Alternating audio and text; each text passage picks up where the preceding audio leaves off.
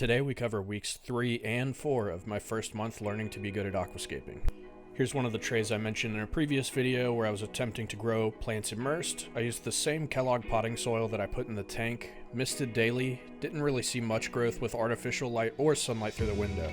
My impatience won and I tried to copy Mr. Watanabe's outdoor immersed growth tubs with the heavy watering, but I started this right as temperatures at night started dipping down for the year and was expectedly unsuccessful. Here is what the tank was looking like at this stage of growth. If you note the bottom left, you will see evidence of my favorite new tool, a label maker. This one is by Nilco, and I didn't realize at the time how often I would be using this. I use it kind of all the time now, as you can see. The Danios had now been moved, and that freed up the planted tank for my shrimp colony. I ordered a breeding pack of fire red cherry shrimp. My goal is to eventually try to line breed them one grade higher, eventually having a colony of painted fire red cherries.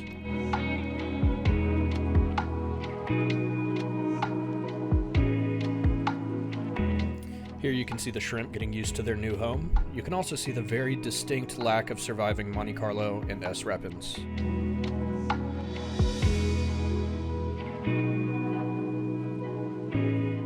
I received some Java moss with the breeding pack, which you can see here.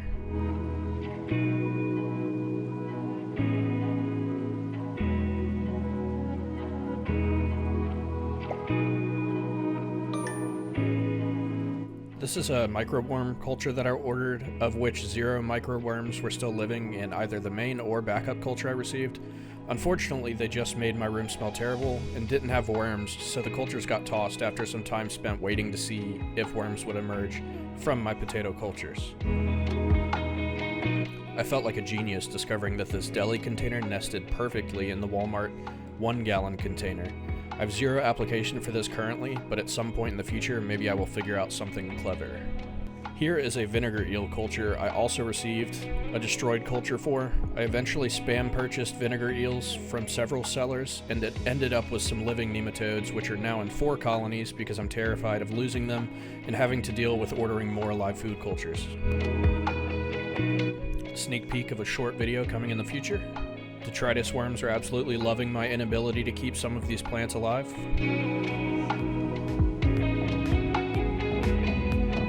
I finally spotted my first successful molt at this point. I was pretty thrilled. Goose making some biscuits. I think he probably deserves a raise. Fat mama shrimp. More purple and magenta mysteries for breeding. So I had a vision of hanging these lights so that I could raise them easily when I needed to work in the tank. It didn't work, but I'm pretty sure I could get it figured out given enough time.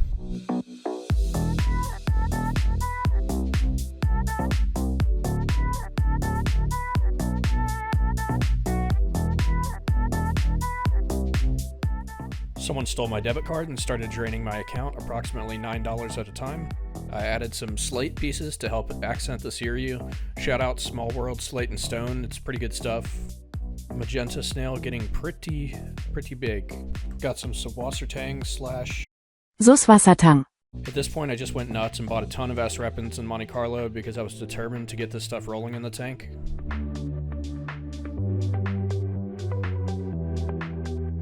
And finally, here's how things were looking like after getting everything planted. Thank you guys for stopping by. Have a wonderful rest of your day.